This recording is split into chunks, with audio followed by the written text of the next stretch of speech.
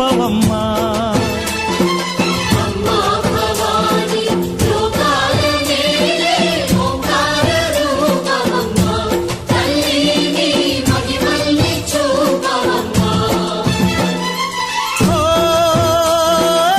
సృష్టికే దీపమా, శక్తికే మూలమా, సింహరథమే నీదమ్మా.